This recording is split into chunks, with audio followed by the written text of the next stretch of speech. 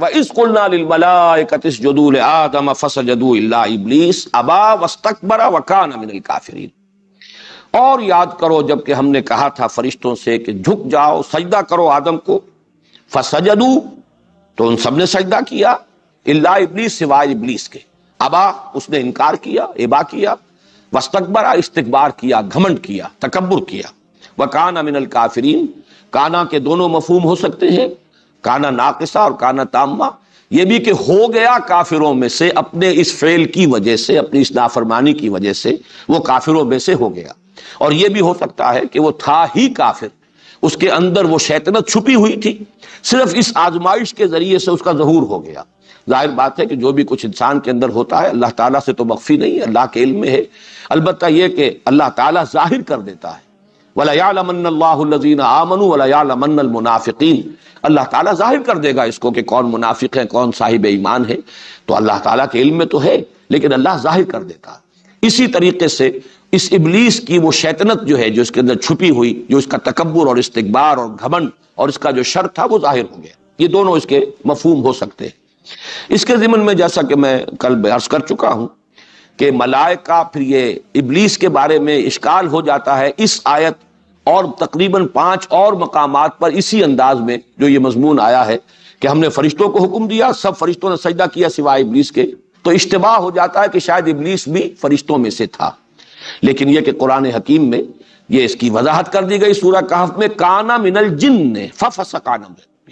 وہ فرشتوں میں سے نہیں تھا۔ فرشتے تو لا یعصون اللہ ما امرہم ویفعلون ما یؤمرون، وہ معصیت نہیں کرتے، نافرمانی نہیں کرتے اللہ کے حکم کی، اور کرتے ہیں وہی کچھ جس کا کہ انہیں حکم ہوتا ہے۔ لہذا یہ معاملہ جو ہے ابلیس سے جو ظاہر ہوا یہ اس بنیاد پر کہ وہ جنات میں سے تھا، جس کا مادہ تخلیق نار ہے۔ وہ نار اور نور کے قرب کے بارے میں بھی تفصیل سے میں کل عرض کر چکا ہوں، اور یہ کہ اس کے بارے میں یہی جو کچھ معلوم ہوتا ہے وہ یہ کہ اپنے علم اور اپنے زہد اور اپنی عبادت گزاری کی بنیاد پر یہ ملائکہ کے زمرے میں تھا، ملائکہ کے ہی ساتھ شامل تھا، اس اعتبار سے گویا کہ مخاطب تھا اس حکم کا کہ سجدہ کرو آدم کو۔ بسم اللہ اولہ آخرہ۔ تو جو میں عرض کر رہا تھا کہ یہ ابلیس کیوں اس حکم کا مخاطب بنا، اس کے بارے میں ایک رائے تو یہ ہے کہ چونکہ جنات کمتر مخلوق ہے ملائکہ سے، بلندتر مخلوق ملائکہ،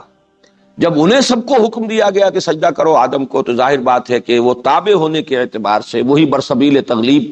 گویا کہ وہ بھی مخاطب تھے، جنات بھی، اس پہلو سے وہ بھی ایک جنی جو ہے ابلیس وہ بھی اس کا مخاطب تھا۔ اور ایک رائے یہ کہ وہ اپنے خاص علم اور زہد اور عبادت گزاری کی وجہ سے اس درجے قرب رکھتا تھا ملائکہ کے ساتھ کہ گویا کہ ان کے زمرے میں شریک ہو چکا تھا، اسی لیے خاص طور پر وہ شخصاً مخاطب تھا اس حکم کا جو حکم دیا گیا فرشتوں کو۔ بہرحال یہ چیزیں سارے احتمالات ہیں، جیسے کہ میں نے عرض کیا کہ یہ مشکل رکوع ہے قرآن مجید کا یہ مقام، اس کے بارے میں تعیین بہت مشکل ہے۔ البتہ یہ کہ آدم اور ابلیس کے ناموں کی بنیاد کیا ہے یہ بات ہے کہ جس پر ذرا غور کر لیجئے آگے بڑھنے سے پہلے۔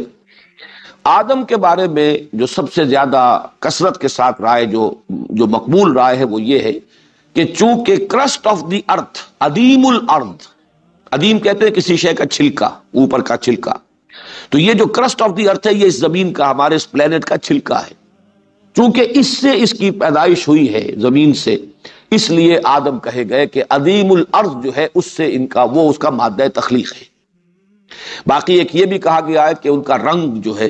سرخی مائل گندمی رنگ، تو اس کے لیے بھی یہ لفظ عربی زبان میں یہی مادہ مستعمل ہے۔ اور ایک تیسری رائے یہ ہے کہ یہ جو مادہ آتا ہے الف دال میم کا، یہ مخالطت، ملنا جلنا، آپس میں کس چیزوں کا باہم جو ہے مختلط ہو جانا، اس کے لیے یہ لفظ مستعمل ہے، مل جانا۔ تو جیسے کہ موانست انسان کے لیے بھی یہ آپس میں مانوس ہو جانا، موانست یہ انسان کے لیے ایک لفظ کی بنیاد ہے کہ انسان کو انسان اس لیے کہا جاتا ہے کہ باہم ایک دوسرے سے مانوس ہو جاتے ہیں۔ اسی طریقے سے یہ لفظ اس معنی میں بھی چونکہ عربی زبان میں مستعمل ہے، چنانچہ ایک حدیث بھی ہے کہ ایک صحابی نے کہیں تذکرہ کیا کہ میرا فلاں جگہ رشتہ ہوا ہے، میں وہاں شادی کر رہا ہوں، تو آپ نے فرمایا لو نظرت الیہا فانہ احری ان یؤدم بینکما، کیا اچھا ہوتا کہ تم ایک نظر اسے دیکھ لیتے، اس لیے کہ اس سے زیادہ توقع ہے کہ تمہارے مابین موافقت جو ہے اور محبت پیدا ہو جائے اور تم آپس میں زیادہ گھل مل سکو۔ اس معنی میں یہ لفظ مستعمل ہوا یؤدم بینکما، تو اس لیے شاید آدم کو آدم اس لیے کہا گیا، جو آپ انگریزی میں کہتے ہیں گریگوریس اینیمل ہے، انسان مل جل کر رہنے والا متمدن حیوان ہے۔ ابلیس کے لیے یہ لفظ، جیسا کہ میں نے پہلے عرض کیا تھا، یہ صفاتی نام ہے۔ اس کا اصل نام کیا ہے، اس میں علم اس کا قرآن مجید میں نہیں آیا، بعض روایات میں عزازیل نام اس کا آیا ہے، قرآن میں کہیں نہیں۔ ابلیس جو ہے یہ بھی اس کا صفاتی نام ہے، اس لیے کہ ابلسا یبلسو یہ آتا ہے نہایت مایوس ہو جانا، فرسٹریٹڈ، دی فرسٹریٹڈ ون، وہ کہ جو مایوس ہو جائے، جس کو کوئی امید نہ رہے۔ اب چونکہ اس سے وہ فعل جو ہے وہ سرزد ہوا، اللہ تعالیٰ کی اس نے حکم کی سرتابی کی، اور اللہ تعالیٰ نے پھر اس مقام پر تو نہیں ہے، بقیہ مقامات پر ہے کہ فخرج منہا فإنک مذموما مدحورا، کہیں فرمایا گیا فخرج منہا فإنک رجیم۔ اب وہ راندہ درگاہ ہوا اس حکم عدولی کی وجہ سے، اور اب اسے خیر کی اپنے بارے میں تو توقع نہیں ہے۔ اب جو بھی کچھ اس نے اللہ تعالیٰ سے بعد میں مہلت مانگی، جس کا یہاں پر ذکر نہیں ہے، لیکن یہ کہ سورہ صاد میں بھی ہے کہ جب اسے اللہ تعالیٰ کی طرف سے یہ حکم دیا گیا، اس کے مردود ہونے کا اعلان کیا گیا، تو پھر اس نے کہا کہ قال رب فانظرنی الی یوم یبعثون قال فانک من المنظرین الی یوم الوقت المعلوم۔ یہ تین آیات جو کہ سورہ ہجر میں بھی آئی ہیں، یہ دو مقامات پر کہ اس نے مہلت طلب کی کہ پروردگار میں اس بات کو ثابت کر دوں گا کہ یہ آدم کی ذریت، اس کی اکثریت تیری شکر گزار نہیں ہوگی، بلکہ میں ان کو گمراہ کروں گا۔ اس نے جو چیلنج بھی دیا ہے یہ مختلف مقامات پر، لیکن چونکہ جیسا کہ میں عرض کر چکا ہوں قرآن مجید کے وہ حصے نازل تو ہو چکے تھے پہلے اس مقام سے جو ہم پڑھ رہے ہیں، وہ تو چونکہ مکی صورتیں ہیں، سورہ صاد بھی، طٰہٰ بھی، سورہ کہف بھی، سورہ بنی اسرائیل بھی، سورہ ہجر بھی، سورہ اعراف بھی، یہ 6 مقامات ہیں جن پر کہ یہ واقع آیا ہے۔ یہاں تو صرف ایک آیت میں اس کا لب لباب، اس لیے کہ اس معلوم ہو جائے کہ انسان کا دشمن ازلی جو ہے وہ یہ ابلیس ہے۔ اس ابلیس کی ذریت بھی، اور بھی جنات میں سے جو اس کی پیروی کرے، اور انسانوں میں سے جو اس کے پیروکار بن جائیں، اس کے حلقہ بگوش بن جائیں، یہ شیاطین جن و انس، یہ ہے کہ جو یہاں پر شر کے پھیلانے کی ایجنسی ہے، یہ ہے کہ جو دنیا کے اندر لوگوں کو گمراہ کرنے کا جنہوں نے اپنا فرض منصب ہی اس کو بنا لیا ہے۔ اس لیے اس حقیقت کو بیان کر دیا گیا، اور اس میں قرآن مجید میں دوسرے مقامات پر بھی ہے کہ تکبر، یہاں تو صرف ایک لفظ آیا ہے ابا، اس نے انکار کیا، واستکبر، اور استکبار کیا، لیکن دوسرے مقامات پر ہے انا خیر منہ خلقتنی من نار وخلقتہ من طین اسجد لمن خلقت طینا، کیا میں اس کو سجدہ کروں جسے تو نے بنایا ہے مٹی سے، گارے سے؟ یہ گویا کہ ایک حقارت آمیز انداز میں حضرت آدم کا تذکرہ، یا یہ کہ انا خیر منہ خلقتنی من نار وخلقتہ من طین، میں اس سے بہتر ہوں، برتر ہوں، اعلیٰ ہوں، افضل ہوں، مجھے تو نے آگ سے بنایا ہے، اسے تو نے مٹی سے بنایا ہے۔ تو یہ اس کا گھمنڈ، یہ اس کا تکبر، یہ اس کا عجب، جیسے کہ حدیث میں بھی آتا ہے کہ ثلاث منجیات و ثلاث مہلکات، 3 چیزیں انسان کو نجات دلانے والی ہیں، 3 چیزیں ہلاک کرنے والی ہیں،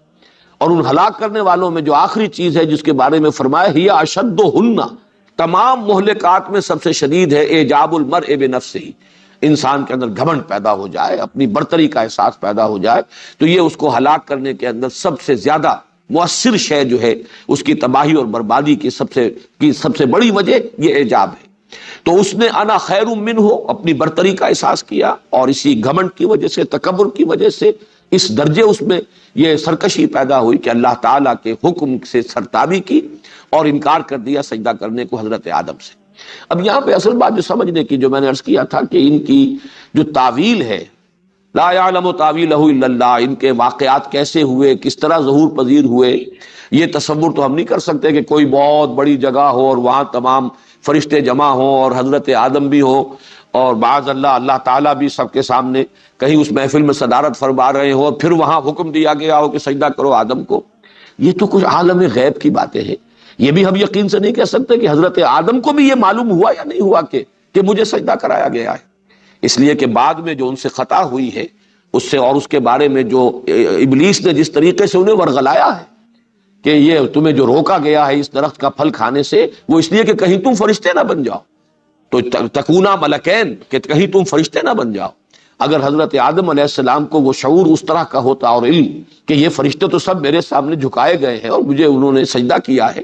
تو معلوم ہوتا ہے کہ پھر اس کا کوئی منطقی بات جو ہے اس میں معلوم نہیں ہوتی کوئی رب، کہ اس کے باوجود یہ ابلیس انہیں یہ کہہ کر ورغلاتا کہ اللہ نے تمہیں اس لیے روکا اس درخت سے کہ کہیں تم فرشتے نہ بن جاؤ. انہیں تو یہ معلوم ہونا چاہیے تھا کہ میں تو افضل ہوں فرشتوں سے، فرشتے تو میرے سامنے سربسجود ہوئے ہیں. اس اعتبار سے کوئی دلیل اور وسوسہ اندازی کے لیے کوئی بنیاد جو ہے کہ وہ کہیں تم فرشتے نہ بن جاؤ، یہ وجہ ہے، یہ بات جو ہے معقول نہیں بنتی. اس لیے میں عرض کر رہا ہوں کہ یہ کیسے ہوا ہے. حضرت آدم علیہ السلام کو بھی خود یہ علم میں آیا کہ نہیں آیا، لیکن یہ کہ حکم فرشتوں کو دیا گیا اور وہ سب کے سب جھک گئے، انہوں نے سجدہ کیا. اس کی اصل کانوٹیشن ہے کیا؟ وہ کانوٹیشن یہ ہے جو خلافت کے ساتھ متعلق ہے. اس کا یہ مفہوم اور مطلب کہ جب اللہ تعالیٰ خلافت عرضی عطا فرما رہا ہے، قوت تسخیر عطا فرما رہا ہے آدم کو اور ان کی ذریت کو، تو یہ جو اللہ تعالیٰ کی اس عالمی اور کائناتی جو سلطنت ہے، اس کے جو کارکن ہے، اس کی جو سول سروس ہے، اگر وہ آدم کا حکم نہ مانے تو ظاہر بات ہے کہ آدم تو ایک قدم یہاں چل نہیں سکتا. ہمیں جو ارادے کی آزادی دی گئی ہے، جو چوائس دیا گیا ہے، میں چلنا چاہتا ہوں کسی خیر کے کام کی طرف، تو نہ معلوم کتنی فورسز آف دی نیچر ہیں کہ جو اس راستے کے اندر اس میں متعلق ہیں، اور ان میں سے ہر ایک کے اوپر فرشتے معمول ہیں. اگر فرشتے قدم قدم پر میرے لیے رکاوٹ بن جائے، راستہ جو ہے میرا روک دے، تو میں اپنے کسی ارادے کو پایہ تکمیل تک نہیں پہنچا سکتا. آدم کو جب خلافت دی گئی اور تسخیر کائنات تک کا امکان اس میں رکھ دیا گیا، تو کل ملائکہ جو ہے، اسی لیے دو مقامات پر قرآن مجید میں اس قدر زور ہے، فسجد الملائکۃ کلھم اجمعون، تو سجدہ کیا سب فرشتوں نے. الملائکہ میں بھی حصر ہے، پھر یہ کہ کلھم مزید اس کی تاکید، سب کے سب بلا استثناء، اجمعون سب نے مل کر جمع ہو کر ایک ہی دم یکبارگی، غالباً اس کا مفہوم ہوگا. تو یہ جو تاکید اتنی ہے اس لیے ہے کہ جب خلافت عطا کی گئی ہے تو اللہ کے حکم سے اب فرشتے گویا کہ مطیع بنا دیے گئے انسان کے. اپنے ارادے سے، اپنے چوائس سے یہ خیر کی طرف بڑھنا چاہے، ٹھیک ہے، راستہ کھلا ہے، جائیے جدھر جانا چاہے. اس لیے نہیں کہ آدم ان سے اس اعتبار سے جو ہے وہ جو صحیح یا غلط کام کرنا جو ہے ان کے لیے وہ نتیجہ تو پھر نکلے گا آخرت کے اندر، اللہ تعالیٰ جب حساب لے گا. لیکن اس وقت اللہ نے آزادی دی ہے، اور اس وقت اس کے ارادے کی آزادی کے آگے اس کے راستے میں کوئی فرشتہ رکاوٹ نہیں ڈالے گا. کل کائنات مسخر ہے. البتہ جب وہ وقت آئے گا، یہی فرشتے ہوں گے کہ جو ہتکڑیاں لگائیں گے، یہی ہوں گے جو بیڑیاں ڈالیں گے، یہی ہوں گے جو گھسیٹ گھسیٹ کر جہنم میں اوندھے منہ جھونکیں گے لوگوں. لیکن یہ کہ اس وقت ان کو جو حکم دیا گیا ہے خلافت عرضی عطا کیے جانے کے ناطے، یہ گویا کہ اس کا ایک سمبل، اس کی ایک علامت کہ تمام فرشتے، اس لیے کہ سجدہ در حقیقت ویسے تو ضروری نہیں کہ وہ سجدہ جو ہے پیشانی زمین پر ٹکائیں تو اسی کو سجدہ کہا جائے. ذرا سا جھک جانا یہ بھی سجدہ ہے. سجدہ تعظیمی جو ہے اس سے پہلے جائز رہا ہے، شریعت محمدی میں آ کر اسے مطلقاً حرام کیا گیا ہے. ورنہ یہ کہ ذرا جھک کر تعظیم کرنا کسی کی، یہ تمام چیزیں جو ہے یہ سابقہ شریعتوں میں بھی اس کی اس درجے شدت کے ساتھ یعنی بندش نہیں تھی، بلکہ تعظیماً جھکا جا سکتا تھا. اسی کو دلیل آج کل بھی بعض لوگ بناتے ہیں کہ سجدہ تعظیمی جو ہے وہ اگر کہیں بزرگوں کو، اولیاء اللہ کو یا ان کی قبروں کو اگر کر لیا جائے تو کوئی حرج نہیں ہے، اور وہ قیاس کرتے ہیں سابقہ چیزوں پر. حالانکہ شریعت محمدی میں سجدہ مطلقاً حرام ہے اللہ کے سوا کسی کو. لیکن سجدہ جو بھی ہے در حقیقت وہ علامت ہے تذلل کی. تذلل اور کسی کا مطیع ہو جانا، کسی کا منقاد ہو جانا، کسی کے حکم کے سامنے سر تسلیم خم کر دینا، یہ سر تسلیم خم کر دینا یہ بھی ایک طرح کا سجدہ ہے. تو یہ گویا کہ فرشتوں کو اللہ تعالیٰ نے چونکہ خلافت آدم کو عطا کی ہے تو فرشتوں کو ان کا مطیع بنا دیا ہے. یہ سجدہ اس اطاعت کی علامت ہے، اس کا سمبل ہے، یہ ہے اس کا اصل حاصل، جو اصل مضمون ہے. جیسا کہ میں نے کل عرض کیا تھا کہ اصل مضامین کیا ہے، آدم کا مقام کیا ہے، یہ فلسفے اور حکمت دین کا ایک اہم موضوع ہے. وہ خلیفۃ اللہ ہے فی الارض، آدم اور ذریت آدم. اس خلافت کی اساس کیا ہے؟ اس خلافت کی اساس، بلکہ میں دیکھ رہا تھا مولانا عبد الباجی دریابادی مرحوم نے مولانا اشرف علی تھانوی رحمۃ اللہ علیہ کا ایک جملہ نقل کیا ہے کہ خلافت کی بنیاد زہد اور طاعت گزاری نہیں ہے، خلافت کی بنیاد علم اور فہم ہے. چنانچہ یہ بات جو ہے اسی مقام پر انہوں نے کوٹ کیا ہے کہ خلافت کی بنیاد اطاعت اور زہد اور عبادت گزاری نہیں ہے. یہ تو کر رہے تھے فرشتے بھی، نحن نسبح بحمدک ونقدس لک، یہ چیزیں تو بتمام و کمال فرشتوں میں موجود تھی. جب یہ ڈیمونسٹریشن کرائی گئی، علم آدم الاسماء کلھا ثم عرضهم علی الملائکۃ فقال انبئونی باسماء ہؤلاء ان کنتم صادقین، تو گویا کہ یہ بات ظاہر کر دی گئی کہ خلافت کی بنیاد علم ہے۔ اور یہاں جو وضاحت میں کر چکا ہوں، میرے نزدیک وہ انسانی علم ہے، علم وحی نہیں۔ علم وحی کا سلسلہ جو ہے اس رکوع کے آخر میں آئے گا، فَإِمَّا يَأْتِيَنَّكُم مِّنِّي هُدًى فَمَن تَبِعَ هُدَايَ فَلَا خَوْفٌ عَلَيْهِمْ وَلَا هُمْ يَحْزَنُونَ۔ اس سے تعلق امامت کا ہے، اس خلافت عرضی کا تعلق جو ہے وہ اس علم سے ہے۔ یہی وجہ ہے کہ دنیا میں ترقی جو ہے، اس سے وہ مسئلہ بھی حل ہو جاتا ہے کہ جو قومیں اس میں آگے نکل گئی ہیں، زمین پہ غلبہ انہی کا ہوا ہے، اگرچہ ان کے پاس ایمان نہیں ہے، اگرچہ وہ اللہ کو بھی مانتے ہیں یا نہیں مانتے ہیں تو 100 شرک جو ہے کر رہے ہیں، حضرت مسیح کو خدا کا بیٹا بنایا ہوا ہے، شریعت کو پس پش ڈالا ہوا ہے، شدید گمراہی میں ہے، اخلاقی پستی کے اندر مبتلا ہے، یہ سب کچھ ہے، لیکن ان کے پاس زمین کا اختیار ہے، زمین کی قوت ہے، اقتدار ان کو دیا گیا ہے۔ تو معلوم ہوا کہ اصل شے جو ہے اس زمین کی خلافت جو ہے، اس کا تعلق اس ہدایت سے نہیں، اس کا تعلق اس علم سے ہے جو علم الاسماء کی بنیاد پر ہے، اور جو حضرت آدم کو اور ان کی ذریت کو گویا کہ بالقوہ عطا کر دیا گیا تھا۔ تیسری بات جو ان آیات میں آئی وہ یہ کہ اس خلافت کا منطقی نتیجہ تھا کہ تمام فرشتے، یہ کارکنان قضاء و قدر جو ہیں، جن کی تعداد وما یعلم جنود ربک الا ھو، جن کی تعداد کسی کو معلوم نہیں، جن کے جنود مجندہ جو ہیں، ان کو سب کو آدم کے سامنے فسجد الملائکۃ کلھم اجمعون، اس لیے کہ جب کسی کو وائس رائے بنا کر یہاں بھیجا جاتا تھا تو ظاہر بات ہے کہ یہاں کی سارے کارکنان جو ہیں حکومت کے، وہ گویا کہ اس کی اطاعت کے پابند ہوتے تھے۔ اس معنی میں جب خلافت عرضی عطا کی گئی تو یہ جو ہڈن گورنمنٹ ہے کائنات کی، اس کے جتنے بھی کارکنان قضاء و قدر ہیں، اس کے جتنی بھی یہ سول سروس ہے، اس سب کو تابع فرمان کر دیا گیا ہے آدم کا۔ یہ ہے در حقیقت اس کا اصل خلاصہ، اس کا لب لباب۔ وَقُلْنَا يَا آدَمُ اسْكُنْ أَنْتَ وَزَوْجُكَ الْجَنَّةَ۔ اب ایک ڈیمونسٹریشن تو کرائی گئی فرشتوں کے سامنے کہ ہم نے آدم کو جو خلافت ہم دے رہے ہیں علم عطا کیا ہے، علم اسماء عطا کیا ہے جو تمہیں نہیں دیا گیا۔ اب دوسری ڈیمونسٹریشن کرانی مقصود ہے آدم کے سامنے، یہ کہ تمہارا یہ دشمن جس نے تکبر کی بنیاد پر انکار کیا جھکنے سے، ایک تمہارا ازلی دشمن ہے، اور یہ تمہیں ورغلائے گا، تمہیں تباہ کرنے کی اور برباد کرنے کی پوری کوشش کرے گا۔ میں چند الفاظ آپ کو سنا دیتا ہوں چونکہ اس مقام پر تو نہیں ہے، لیکن جن الفاظ میں کہ ابلیس نے پھر چیلنج کیا ہے اور آدم اور ذریت آدم سے اپنی دشمنی کا اعلان کیا ہے کھلم کھلا، سورہ صاد میں فرمایا قال فبعزتک لاغوینہم اجمعین، تو پھر اس نے کہا جب اسے مہلت دے دی گئی کہ جاؤ تمہیں مہلت ہے، تمہیں قیامت تک کے لیے، یوم یبعثون تک کے لیے تمہیں مہلت دی گئی ہے، تم انہیں جس طریقے سے چاہو گمراہ کرنے کی کوشش کر لو۔ تو اس نے پھر اب دھڑلے سے جو بات کہی، قال فبعزتک لاغوینہم اجمعین، پروردگار اب تیرے عزت اور اقتدار کی قسم، میں ان سب کو گمراہ کر کے چھوڑوں گا، الا عبادک منہم المخلصین، سوائے تیرے ان بندوں کے جنہیں تو اپنا خود ہی بنا لے۔ مخلص یہاں پر اس میں مفعول آیا ہے، جنہیں تو اپنے لیے خالص کر لے، یعنی جن پر کوئی خصوصی کرم تیرا ہو، تیری نگاہ کرم ہو، جن پر خصوصی تیری عنایت خصوصی جن کے شامل حال ہو جائے، وہ ان کا معاملہ مستثنا ہوگا، باقی میں ان سب کو اغوا کر کے چھوڑوں گا۔ سورہ بنی اسرائیل میں بھی اس نے یہ جو کہا تھا، جب سجدے کا حکم دیا گیا، جو الفاظ اس کے نقل ہوئے، قال ارأیتک ھذا الذی کرمت علی لئن اخرتنی الی یوم القیامۃ لاحتنکن ذریتہ الا قلیلا۔ اس نے کہا کہ پروردگار یہ آدم جس کو تو نے مجھ پر عزت دی ہے، اکرام کیا، جس کا مجھ سے افضل قرار دیا، جس کو سجدہ کرنے کا مجھے حکم دے رہا، اگر تو مجھے قیامت تک کے دن کے لیے مہلت دے دے تو میں ان سب کو ڈھانٹا باندھ دوں گا، سب کو گمراہ کر کے چھوڑوں گا، سب کو گویا کہ نکیل ڈال دوں گا، اور میں ان سب کو جو ہے غلط راستے کے اوپر لے جاؤں گا۔ اسی طرح سورہ ہجر میں قال رب بما اغویتنی، پروردگار یہ جو تو نے مجھے گمراہ کر دیا، یعنی مجھے اتنی کڑی آزمائش میں ڈالا، میرا جو تکبر تھا اس کو جو یہاں پر جو مجروح ہوا، میرا پندار جو مجروح ہوا، اس کے نتیجے میں میں یہ غلط حرکت کر بیٹھا اور میں نے انکار کیا ہے تیرے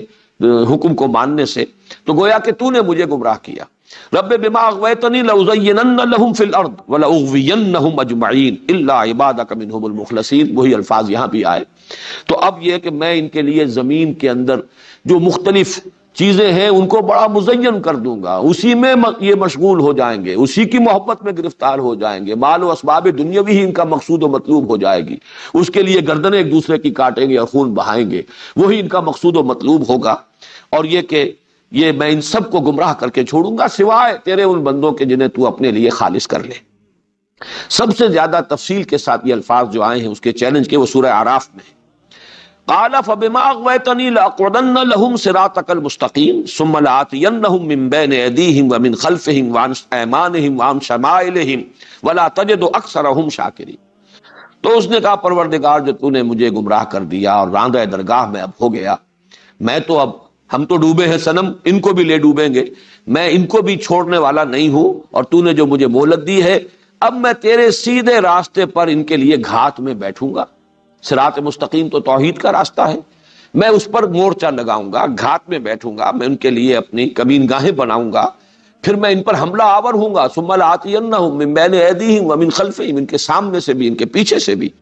اور ان کے داہنی طرف سے بھی اور ان کے بائیں طرف سے بھی، اور تو دیکھے گا ان میں سے اکثر کو تو نہیں پائے گا شکر کرنے والے، کہ جو مقام تو نے اسے عطا کیا ہے یہ اس پر تیرا شکر ادا کر سکے اور اس کا حق ادا کر سکے۔ یہ انداز ہے اس کے چیلنج کا۔ لیکن یہ کہ اب حضرت آدم کو متنبع کرنے کے لیے کہ یہ تمہارا دشمن ازلی ہے اور اس کو تم پہچان لو، ایک تجربہ کرایا جا رہا ہے۔ وَقُلْنَا يَا آدَمُ اسْكُنْ أَنْتَ وَزَوْجُكَ الْجَنَّةَ، اور ہم نے کہا کہ اے آدم تم اور تمہاری بیوی اب رہو جنت میں۔ یہ جنت کون سی جنت ہے اس میں اختلاف ہے۔ ایک تو ظاہر بات ہے کہ وہ جنت الخلد جو ہے جس میں داخل ہونے کے بعد پھر نکالا نہیں جائے گا کسی کو، یہ گمان غالب یہ ہوتا ہے یہ وہ جنت نہیں، البتہ کوئی آزمائشی جنت، کوئی ایسی جگہ کہ جہاں پر کہ عارضی ایک ڈیمانسٹریشن ہی کے لیے حضرت آدم اور حوا کو رکھا گیا ہے۔ اور جیسا کہ میں عرض کر چکا ہوں، بائبل کے جو بھی مرتبین ہیں، جب بھی یہ بائبل جو سفر پیدائش جو ہے، دی بک آف جینیسس جب مرتب ہوئی ہے، تو اب اس میں چونکہ اصل بائبل تو گم ہو گئی تھی تقریباً 7ویں صدی قبل مسیح میں یا 6ٹھی صدی قبل مسیح میں، اصل بائبل، اصل تورات گم ہو گئی، بعد میں مرتب کی گئی ہے۔ تو اب جو بائبل ہے اس میں جو تصور دیا جا رہا ہے کہ وہ کہ زمین ہی پر کہیں یہ جنت تھی، کسی بلند مقام پر،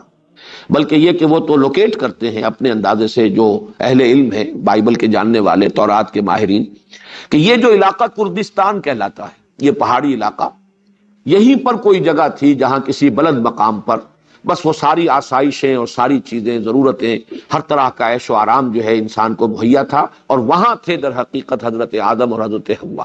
یہ ان کی ایک رائے ہے۔ جیسا کہ میں نے عرض کیا، اس میں بہرحال احتمالات کا تو امکان موجود ہے کہ مختلف احتمالات ہیں، لیکن یہ کہ تیقن کے ساتھ کچھ کہنا ہمارے لیے ممکن نہیں۔ یہاں سے بھی جو نتیجہ اخذ کرنا ہے وہ یہ ہے کہ ایک آزمائشی طور پر، ایک ڈیمانسٹریشن کے لیے، کہ معلوم ہو جائے آدم کو کہ یہ میرا دشمن جو ہے ابلیس، یہ کس کس طور سے مجھے ورگلا سکتا ہے، کس کس طرح کے ہیلے اور حربے اختیار کر سکتا ہے، کیسے کیسے وسوسے جو ہے میرے دل میں ڈال سکتا ہے، اور مجھے اللہ تعالیٰ کی اس صراط مستقیم سے، توحید سے اور اطاعت خداوندی کے راستے سے منحرف کر سکتا ہے۔ صرف اس کا ایک تجربہ کرانا مقصود ہے۔ اب چاہے وہ تصور ہو کہ یہ تخلیق آدم کے سارے مراحل کہیں آسمانوں میں طے پائے ہیں پھر حبوط ہوا ہے، چاہے وہ تصور ہو کہ زمین ہی پر یہ سارے مراحل طے پائے ہیں، اس اعتبار سے وہ جنت جو ہے وہ بھی کہیں جنت ارضی، کسی جگہ پر کوئی اونچا مقام، اور جنت کا لفظ جو ہے صرف جنت، ظاہر بات ہے کہ اس میں احتمالات جو ہے تمام کے تمام موجود ہیں۔ وَكُلَا مِنْهَا رَغَدًا حَيْثُ شِئْتُمَا،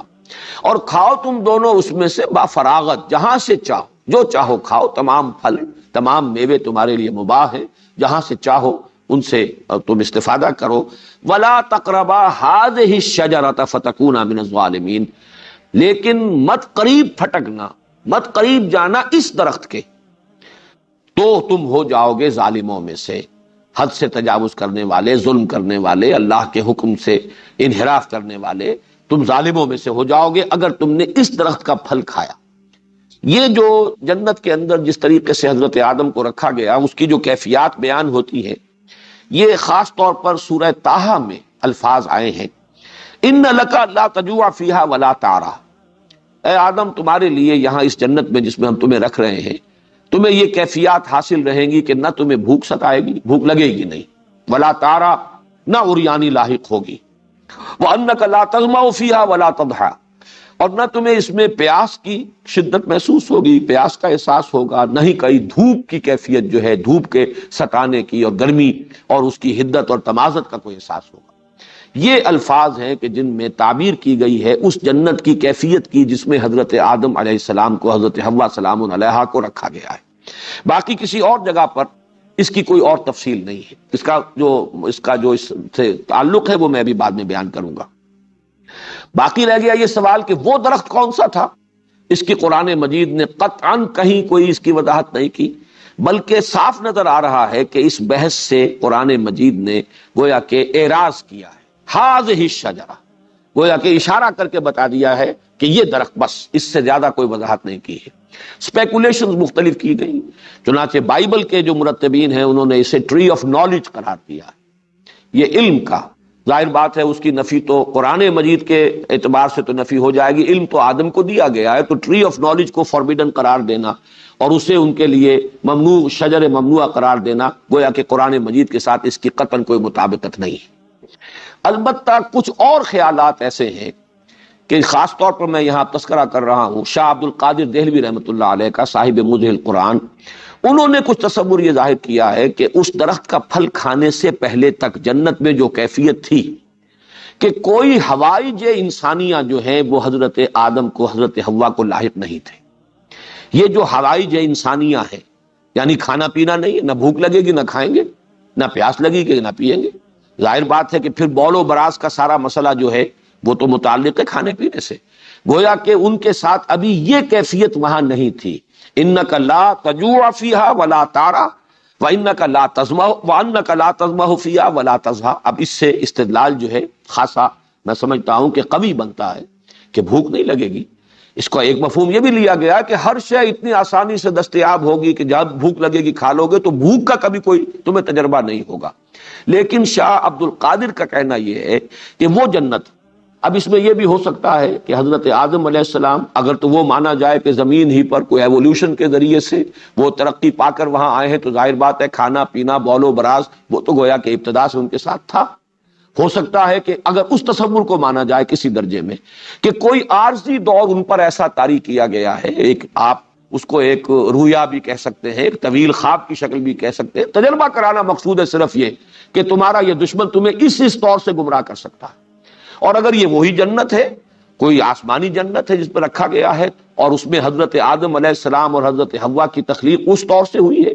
کہ وہی بنائے گئے ہیں، اس خاک کے پتلے کو بنا کر اسی طریقے سے اس میں پھونک ماری گئی ہے، جیسا میں کل بیان کر چکا ہوں، وہ چیز بھی قرآن مجید کے بیان سے مطابقت کر رکھتی ہے، اور وہ اگر مفہوم سامنے رکھا جائے تو وہ بھی فٹ ہوتا ہے قرآن کے بیان میں۔ تو پھر یہ کہا جا سکتا ہے کہ جو شاہ عبد القادر کہہ رہے ہیں کہ اس وقت ابتدائی کوئی کیفیت ایسی ہو کہ ابھی ہوائج ضروریہ، کھانا پینا، بول و براز، اسی طرح کوئی بھی شہوت کا جذبہ، کوئی جنسی کوئی عمل جو ہے وہ ابھی ان کے علم میں نہیں تھا، ان کے شعور میں نہیں تھا، لیکن یہ کہ اس درخت کا پھل کھانے کا نتیجہ یہ نکلا۔ اسی لیے علامہ اقبال نے بھی اپنے لیکچرز میں تعبیر کیا ہے یہ استعاراتی انداز میں کہ شاید یہ پہلا سیکشول ایکٹ تھا جس کو کہ وہ درخت سے تعبیر کیا گیا ہے، اس لیے کہ شیطان نے جو اغوا کیا تھا وہ یہ بھی تھا کہ کہیں تم ہمیشہ رہنے والے نہ بن جاؤ، اور یہی در حقیقت تناسل جو ہے انسان کا، توالد و تناسل، یہی ہے جو اس کے خلود کا ایک سبب بنتا ہے کہ نسل انسانی کو ایک دوام حاصل ہو رہا ہے اسی تناسل اور توالد کے ذریعے سے۔ بہرحال یہ مختلف آراء، مختلف خیالات ہیں، لیکن یہ کہ جو اصل لب لباب ہے وہ یہ ہے کہ صرف ایک آزمائشی اور ڈیمونسٹریشن کے لیے کہ متنبع کر دیا جائے کہ یہ تمہارا دشمن ہے جس سے تمہیں خبردار رہنا ہے، انہیں ایک تجربہ کرایا گیا ہے۔ یہ تجربہ کہاں ہوا، اس تجربے کی تفصیلات کیا ہیں، زمین پر ہوا، آسمان پر ہوا، اور پھر یہ کہ وہ کس کیفیت میں حضرت آدم اور حضرت حوا تھے، جیسے کہ ایک رائے میں شاہ عبد القادر کے حوالے سے بیان کر رہا ہوں۔ یہ سب جو ہے یہ ہمارا ایک تصور، تخیل ہو سکتا ہے، کوئی اس کے لیے مرفوع روایات موجود نہیں ہے، کوئی اس کے بارے میں تفصیلی چیزیں خود قرآن مجید کے دوسرے مقامات سے بھی ہمیں معلوم نہیں ہوتی۔ البتہ یہ کہ ایک درخت معین کر دیا گیا کہ اس میں جنت میں سے جہاں سے جو چاہو کھاؤ سوائے اس درخت کے، وَلَا تَقْرَبَا هَٰذِهِ الشَّجَرَةَ فَتَكُونَا مِنَ الظَّالِمِينَ، تو تم ہو جاؤ گے ظالموں میں سے۔ فَأَزَلَّهُمَا الشَّيْطَانُ عَنْهَا، تو پھسلا دیا، زلہ پھسل جانا، ازلہ اذلال باب افعال سے پھسلا دیا،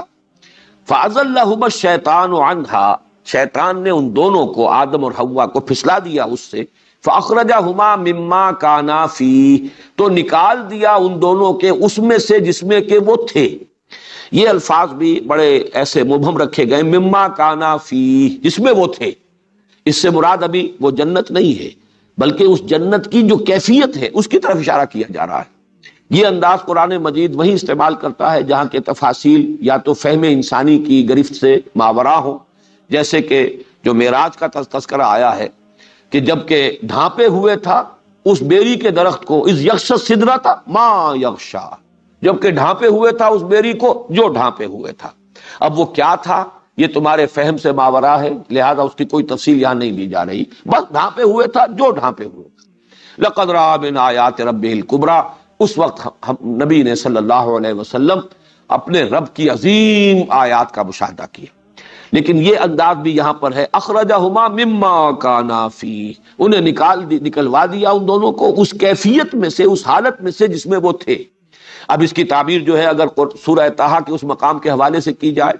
تو وہ بات شاہ عبد القادر صاحب کی جو ہے اس کے ساتھ جو ہے مربوط ہو جائے گی، اور وہ یہ کہ انہیں اب بھوک لگنی شروع ہوئی جو کہ پہلے نہیں تھی، یا کوئی مشقت کا مسئلہ تھا کہ جو پہلے نہیں تھا،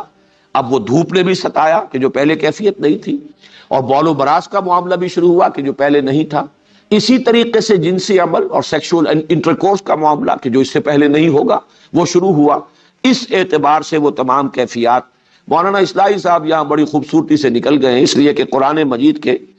دو مقامات پر یہ آتا ہے کہ اس درخت کا پھل کھانے کا جو نتیجہ نکلا وہ یہ تھا، فَبَدَتْ لَهُمَا سَوْآتُهُمَا وَطَفِقَا يَخْصِفَانِ عَلَيْهِمَا مِنْ وَرَقِ الْجَنَّةِ، ظاہر ہو گئے ان کے لیے ان کی شرمگاہیں یا ان کے جو بھی اعضائے جنسی کہیے یا بول و براز بھی انہی سے متعلق ہے، سوآتہما، تو یہ دونوں ان پر کھل گئے، ظاہر ہو گئے، اور پھر وہ گانٹنے لگے اپنے اوپر، اپنے شرمگاہوں کو ڈھانپنے کے لیے انہوں نے درختوں کے پتے جو ہیں من ورق الجنہ، جنت کے درختوں کے پتوں کو گانٹ کر اپنے لیے لباس بنایا۔ اب اس میں تعبیر کیا ہوئی ہے، اس درخت کی کیا وہ تاثیر تھی؟ آیا پہلے ننگے تھے؟ ایک خیال یہ ہے کہ جو بائبل کے مرتبین نے دیا ہے کہ ننگے تھے، لیکن انہیں اپنے ننگے ہونے کا احساس نہیں تھا، چونکہ ابھی ٹری آف نالج سے انہوں نے نہیں کھایا تھا، شعور ابھی انہیں حاصل نہیں ہوا تھا۔ گویا کہ ان کا اپنا جو ایک فلسفہ ہے جو ارتقاء کا، اس کے اعتبار سے ابھی وہ حیوانیت کی سطح سے نکلے ہی تھے، ابھی ان کے اندر کوئی اپنے سطر کا اور اس کے بارے میں کوئی شرم کا احساس جو ہے پیدا نہیں ہوا تھا۔ اس وجہ سے جیسے ہی وہ کھایا انہوں نے تو ان کو احساس ہوا، شعور پیدا ہو گیا اپنے سطر کا اور اپنی شرمگاہوں کا انہیں احساس ہوا، تو انہوں نے پھر پتے جو ہیں ان کو گانٹ کر اور اپنے لیے لباس اور سطر کا بندوبست کرنا شروع کیا۔ قرآن کے الفاظ میں یہ فَبَدَتْ لَهُمَا سَوْآتُهُمَا، ظاہر ہو گئے، کھل گئے ان پر، منکشف ہو گئے ان پر ان کی شرمگاہیں، فَطَفِقَا يَخْصِفَانِ عَلَيْهِمَا مِنْ وَرَقِ الْجَنَّةِ، اب وہ بلکہ بائبل کے مرتبین نے تو فگ ٹری کہا ہے اسے، اور چونکہ وہ علاقہ جس میں کہ ان کا یہ خیال ہے کہ یہ آزمائشی جنت تھی جہاں پہ کہ حضرت آدم اور حضرت حوا تھے، اس کے بارے میں یہ کہ اس علاقے میں یہ انجیر کے درخت بہت ہیں، والتین والزیتون، تین جو ہے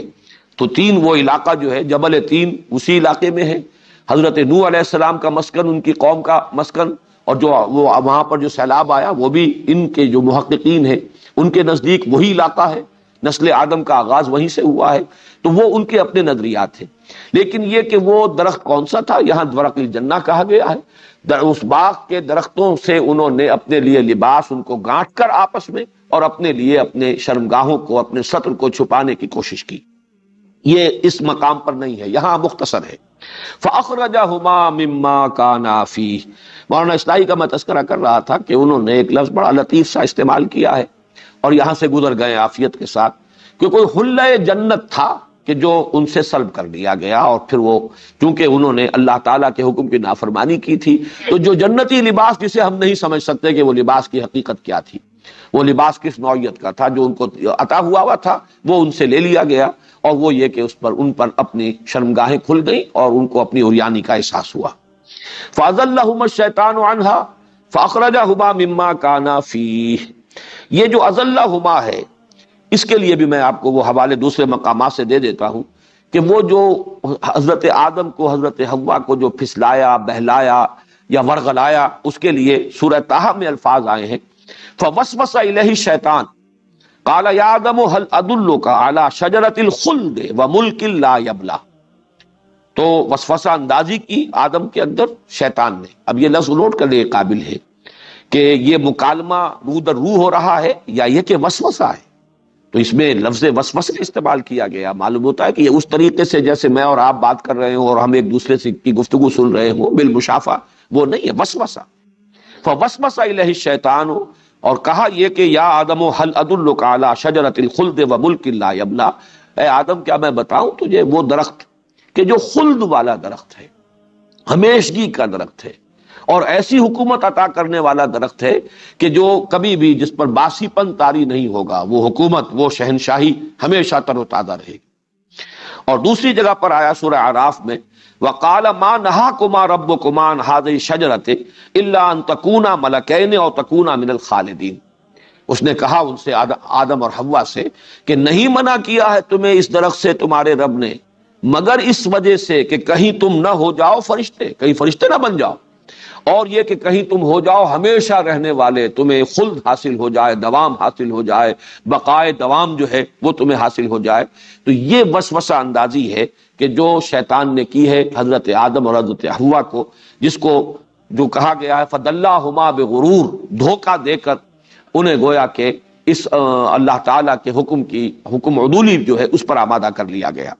فَأَزَلَّهُمَا الشَّيْطَانُ عَنْهَا فَأَخْرَجَهُمَا مِمَّا كَانَا فِيهِ وَقُلْنَا اهْبِطُوا بَعْضُكُمْ لِبَعْضٍ عَدُوٌّ، اور ہم نے کہا، فیصلہ سنا دیا، اتر جاؤ،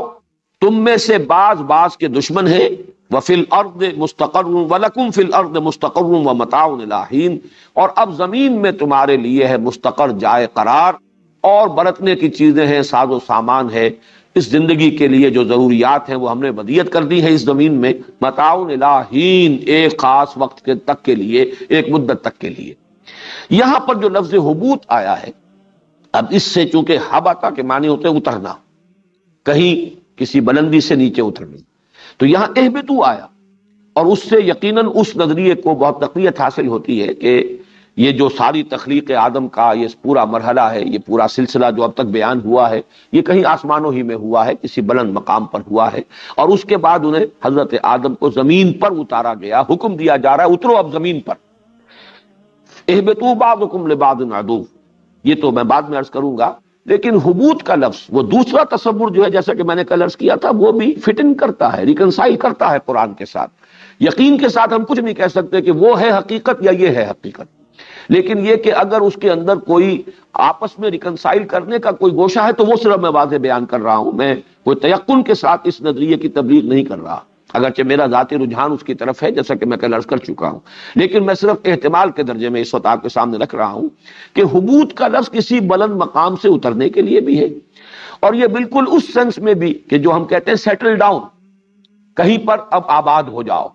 جیسے کہ ایک نومیڈک انداز ہوتا ہے زندگی کا، جس میں کہ خانہ بدوش ہیں، ادھر گھوم رہے ہیں ادھر جا رہے ہیں، ابھی خیمے یہاں لگا دیے ہیں، پھر یہاں سے وہ چراگاہ جو ہے وہ اگر اس میں نہیں رہا اب کچھ چرنے کے لیے اپنے جانوروں کے لیے، تو وہ خیمے اکھاڑے کہیں اور چلے گئے۔ ایک ہے کسی جگہ پر مستقل قیام کر لینا، وہاں سیٹل ہو جانا، اس کے لیے یہی اسی سورہ مبارکہ میں یہ لفظ آیا ہے بنی اسرائیل کے ضمن میں، اہبطوا مصرا فإن لكم ما سألتم وضربت عليهم الذلة والمسكنة وباءوا بغضب من اللہ، کہ جب بنی اسرائیل نے، جبکہ وہ صحرائے سینا میں تھے اور اللہ تعالیٰ نے ان کے لیے غذا کا بھی بندوبست کیا تھا، من و سلوہ نازل کیا تھا، تو جب انہوں نے یہ کہا حضرت موسیٰ سے کہ ہم ان پر جو ہے صبر نہیں کر، لن نصبر علی طعام واحد فادع لنا ربک یخرج لنا مما تنبت الارض من بقلها وقثائها وفومها وعدسها وبصلها قال تستبدلون الذی هو ادنی بالذی هو خیر اہبطوا مصرا فإن لكم ما سألتم۔ اس وقت تک ابھی وہ صحرا نوردی تھی، مسلسل سفر میں تھے، اور اللہ تعالیٰ نے ان کے لیے من و سلوہ کی غذا کا اہتمام کر دیا تھا، لیکن جب انہوں نے ناشکری کی اور کہا کہ ہم صرف ان دو کھانوں پر تو یعنی صبر نہیں کر سکتے، ہمیں تو وہ چاہیے چیزیں جن کے چسکے انہیں پڑے ہوئے تھے اور جن کی لذتیں مصر میں اپنی غلامی کے دور میں جو ہے مختلف چیزیں ہیں، دالیں ہوں اور پیاز ہو اور لہسن ہو اور یہ ہو اور وہ ہو، یہ چیزیں ہمیں تو چاہیے، ترکاریاں ہوں، ککڑیاں ہوں، تو حضرت موسیٰ نے فرمایا اہبطوا، اب کسی جگہ پر آباد ہو جاؤ، تو سیٹل ڈاؤن، کہیں پہ بیٹھو، اب کاشتکاری کرو۔ یہ چیزیں تو پھر کہیں پر مستقل قیام کر کے اور کاشتکاری کے ذریعے سے حاصل کی جا سکتی ہے۔ تو وہاں بھی لفظ حبوط آیا، اہبطوا مصرا فإن لکم ما سألتم، اب کسی جگہ پر کسی آبادی میں آباد ہو جاؤ کسی جگہ پر، تو پھر یہ چیزیں جو تم جو چاہ رہے ہو، جو تمہاری جو چٹخارے مانگ رہی ہے زبان، اگر وہی تمہاری طلب ہے تو پھر وہاں تمہیں حاصل ہو جائے گی۔ تو یہ لفظ بھی فٹ کرتا ہے اس تصور کے اندر بھی، اور یہ چونکہ قرآن مجید اور قرآن یفسر بعضہ بعضا، یہ دلیل قرآن ہی سے سامنے آ رہی ہے، اس لیے ایسی نہیں ہے کہ اٹھا کر اس کو بالکل پھینک دیا جائے۔ قُلْنَا اهْبِطُوا بَعْضُكُمْ لِبَعْضٍ عَدُوٌّ، تم ایک دوسرے کے دشمن ہوگے۔ اب یہ دشمنی وہ ہے جو ذریت آدم اور وہ ابلیس اور ابلیس کے جو بھی پیروکار ہیں، چاہے وہ جنات میں سے ہو، وہ تو گویا کہ ان میں چونکہ جنات میں نے عرض کیا تھا کہ شر کا پہلو غالب ہے، ان کا مادہ تخلیق آگ ہے، جس میں وہ شوق، جو جوش خروش اور ایک حرارت، یہ چونکہ اور اس کے اندر گویا کہ نشوز کا مادہ جو ہے وہ ان کی اپنی فطرت میں زیادہ غالب ہے، اس لیے وہ جو ذریت ابلیس ہے یا جو بھی جنات میں سے اس کے پیروکار ہیں، وہ سب کے سب، اور ابلیس وہ شخص ہے، ابلیس وہ معین ابلیس، وہ عزازیل جس نے کہ قیامت تک کے لیے مہلت مانگی تھی اور اسے مہلت دی گئی، قرآن مجید میں متعدد مقامات پر آیا کہ تجھے یہ مہلت دی جا رہی ہے، تمہاری یہ درخواست قبول کی گئی، گرانٹڈ، تمہیں یہ مہلت دی جا رہی ہے، اور تم اپنی پوری جو بھی محنت کر سکتے ہو ذریت آدم کو گمراہ کرنے کی کر لو، تمہیں کھلی چھوٹ دی جا رہی ہے۔ لیکن ایک بات ہے جو سورہ بنی اسرائیل میں اور دوسرے مقامات پر بھی واضح کر دی گئی، ان عبادی لیس علیک علیہم سلطان، لیس لک علیہم سلطان، میرے بندوں پر تجھے کوئی اختیار حاصل نہیں ہوگا۔ ٹھیک ہے، تم اس کے لیے جو بھی مزین کرو، برائی کو خوشنما کر کے پیش کرو، وسوسہ اندازی کرو، جس طرح چاہو ورغلاؤ، لیکن کوئی اختیار تمہیں حاصل نہیں ہوگا، الا من اتبعک من الغاوین، سوائے ان کے کہ جو خود تیری پیروی کرے، خود ان کے اندر بھی سرکشی ہو، خود ان میں بھی شر کا میلان ہو، خود وہ معصیت اور تکبر اور دنیا پرستی میں مبتلا ہو، اور تیری آواز پر لبیک کہیں تو ان کو جدھر چاہے تو لے جا، لیکن یہ کہ میرے بندے جو مجھ سے اپنے آپ کو وابستہ کر لیں، مجھ پر ایمان رکھتے ہوں، مجھ پر توکل کرتے ہوں، ان پر تیرا کوئی اختیار نہیں ہوگا۔ لیکن یہ عداوت ہے، اصل میں یہ ہے وہ خیر و شر کی کشمکش کہ جو اس دنیا میں پوری نسل آدم میں تاریخ کا ایک مستقل نظریہ ہے کہ یہ خیر اور شر کی ایک کشاکش ہے کہ جس کی یہ پوری داستان ہے۔ خیر کی قوتیں انسان کے اندر بھی ہیں، خارج میں بھی ہے۔ انسان کے اندر وہ روح ملکوتی جو اس میں پھونکی گئی وہ خیر کی طرف بلانے والی ہے، خارج میں انبیاء کرام، صلحاء، پھر جو بھی ان کے متبعین ہیں، پھر ملائکہ جو شاباش دیتے ہیں، تقویت کا ذریعہ بنتے ہیں، یہ تمام خارج کے اندر قوتیں ہیں کہ جو خیر کی طرف بلانے والی ہیں۔ شر کی طرف خود انسان کا اپنا جو اس کا بیسر سیلف ہے، جو اڈ اور لیبیڈو ہے، جو اس کا نفس امارہ ہے، جو اس کے اینیمل انسٹنکٹس ہیں، جو اس کے حیوانی تقاضے ہیں، یہ شر کی طرف بلانے والے ہیں اس کے اپنے اندر، اور خارج میں ذریت ابلیس ہے، خود ابلیس ہے، بنفس نفیس کہیے یا جو بھی اس کی وہ ملعون اس کا وجود ہے، اس کے ساتھ خود وہ ہے جسے مہلت دی گئی ہے، پھر اس کی ذریت ہے، اس کے مریدین ہیں، انسانوں میں سے بھی اور جنات میں سے بھی۔ تو یہ کشاکش خیر و شر ہے، یہ ستیزہ کار رہا ہے ازل سے تا امروز، چراغ مصطفی سے شرار بولہبی، ہمارے اپنے اندر بھی وہ خیر و شر کی کشمکش ہے، خارج میں بھی تمدن میں، تاریخ اصل میں در حقیقت انہی قوتوں کے باہمی کشاکش کا جو ہے وہ ایک اس کی داستان ہے۔ تو بعضکم لبعض عدو ولکم فی الارض مستقر ومتاع الی حین، اور زمین میں اب تمہارے لیے مستقر ہے، جائے قرار ہے، یہی تمہیں ٹھہرنا ہے، یہی آباد ہونا ہے، اور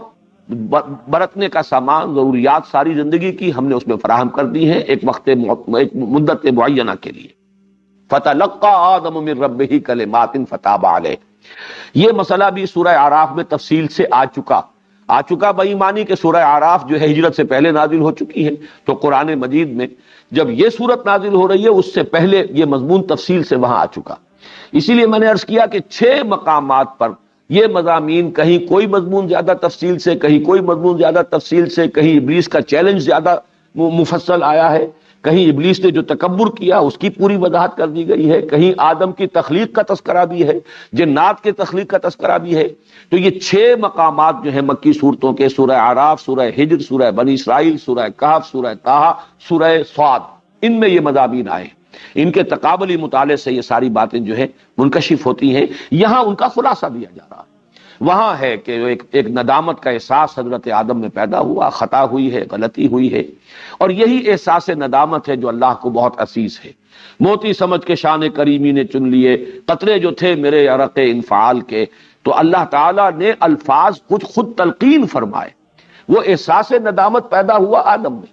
لیکن یہ کہ اس کے لیے الفاظ تلقا آدم من ربہ کلمات، سیکھ لیے، حاصل کر لیے آدم نے اپنے رب سے کچھ کلمات،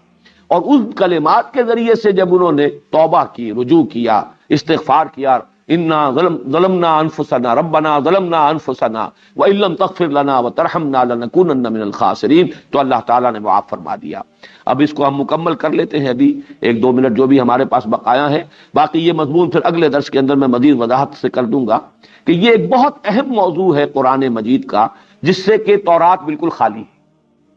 اور تورات کے خالی ہونے ہی کے سبب سے وہ پیدائشی گناہ گار ہونے کا تصور جو ہے وہ عیسائیوں کے اندر موجود ہے کہ انسان پیدائشی طور پر گناہ گار ہے، حضرت آدم سے جو گناہ سرزد ہوا تھا اس کے اثرات نسل آدم میں چلے آ رہے ہیں۔ قرآن نے سورہ اعراف میں بھی اور یہاں سورہ بقرہ میں بھی واضح کر دیا فتاب علیہ، اللہ نے ان کی توبہ قبول فرما لی۔ اللہ اپنی تمام عنایتوں کے ساتھ ان کی طرف پھر متوجہ ہو گئے، تمام عنایتیں اور رحمتیں اور شفقتیں حضرت آدم کے شامل حال ہو گئی۔ انہوں نے اپنی خطا کا اقرار کیا، اعتراف کیا، توبہ کی، رجوع کیا، استغفار کیا، اللہ تعالیٰ نے ان کی توبہ کو قبول فرما لیا۔ اس کے بعد دہرایا ہے، یعنی جنت سے، یا جو بھی آزمائشی جنت تھی، یا وہ جنت خلد ہے، یا جو بھی آسمانی جنت ہے، اس سے نکالا جانا جو ہے وہ اس گناہ کی وجہ سے نہیں ہے۔ گناہ کی وجہ سے تو وہ کیفیت جو جنت میں ان کی تھی، انک لا تجوع فیہا ولا تعری وانک لا تظمأ فیہا ولا تضحی، اس کیفیت سے، یا جو عریانی نہیں تھی، کوئی جنتی لباس تھا جو دیا ہوا تھا، اس سے محرومی، وہ ہے کہ جو اس کا نتیجہ نکلا ہے۔ باقی جنت سے ان کا نکلنا، زمین پر ان کا آنا، یہ تو در حقیقت اس لیے ہے کہ پیدا ہی کیے گئے تھے، بنائے ہی گئے تھے، زمین کی خلافت ہی کے لیے تخلیق ہوئی ہے، اس اعتبار سے انہیں آنا تو ہے، اپنے اس جگہ کا چارج سنبھالنا ہے، اسی لیے دوہرا کر آیا۔ توبہ کی قبولیت کے بعد فرمایا جا رہا ہے قُلْ اهْبِطُوا مِنْهَا جَمِيعًا، اب اترو یہاں سے، جنت سے، زمین جو بھی ہے، چاہے وہ زمین ہی پر کوئی اونچے مقام پر وہ جنت تھی جہاں سے انہیں اتارا گیا، یا یہ کہ کوئی آسمانی جنت تھی وہاں سے اتارا گیا، یہ دونوں احتمالات موجود ہیں، لیکن یہ کہ سب کے سب اترو۔ اب ظاہر بات ہے کہ وہ ابلیس بھی یہیں پر ہے، اسی زمین پر ہے، گھومتا ہے، پھرتا ہے، ہمیں ورغلاتا ہے، اس کی ذریت جو ہے وہ بھی یہی ہے، آدم کی نسل بھی یہی ہے۔ فَإِمَّا يَأْتِيَنَّكُم مِّنِّي هُدًى، یہ ہے وہ آخری چارٹر، جیسے کسی وائس رائے کو جب چارج دیا جائے تو پھر کوئی چارٹر اسے دیا جا رہا ہو، یہ فرمان خداوندی ہے آدم اور ذریت آدم کے لیے۔ فَإِمَّا يَأْتِيَنَّكُم مِّنِّي هُدًى، تو جب بھی میرے پاس سے تمہارے پاس ہدایت آئے، فَمَن تَبِعَ ہدایا، تو جو بھی پیروی کرے گا میری ہدایت کی، فَلَا خَوْفٌ عَلَيْهِمْ وَلَا هُمْ يَحْزَنُونَ، ان کے لیے نہ کوئی خوف ہوگا نہ وہ حزن سے دوچار ہوں گے۔ وَالَّذِينَ كَفَرُوا وَكَذَّبُوا بِآيَاتِنَا أُولَٰئِكَ أَصْحَابُ النَّارِ، اور جو ہماری آیات کا کفر کریں گے، ناشکری کریں گے اور انکار کریں گے، تکذیب کریں گے ہماری آیات کی، وہ ہوں گے جہنمی، وہ ہوں گے آگ والے، ہم فیہا خالدون، اور وہ اس میں ہمیشہ ہمیش رہیں گے۔ یہ ہے وہ تا قیام قیامت، یہ چارٹر ہے نوع انسانی کے لیے